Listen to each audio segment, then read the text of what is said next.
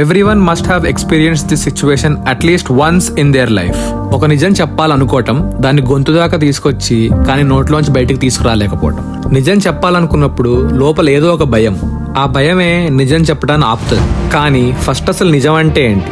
What is truth? ఒక incident గురించో లేకపోతే ఒకరు చేసిన తప్పు గురించో డిస్కస్ చేయటం ట్రూతా? No, it is a fact.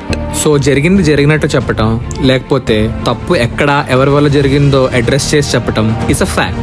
కానీ ఈ ఫ్యాక్ట్ ఎవరి దగ్గర చెప్పాలో వాళ్ళ దగ్గర చెప్పేటప్పుడు మనం కొంచెం భయం వేస్తుంది, చెప్పబుద్ధి కాదు. ఇప్పుడు ఈ టాపిక్ డిస్కస్ చేయడం వల్ల లేకపోతే వాళ్ళు చేసిన మిస్టేక్స్ చెప్పడం వల్ల వాళ్ళు మళ్ళీ బాధపడతారు, హర్ట్ అవుతారు, వాళ్ళ ఎమోషన్స్ దెబ్బతింటాయని వాళ్ళ ఎమోషన్స్ గురించి ఆలోచించి మనం కామ్గా ఉంటాం.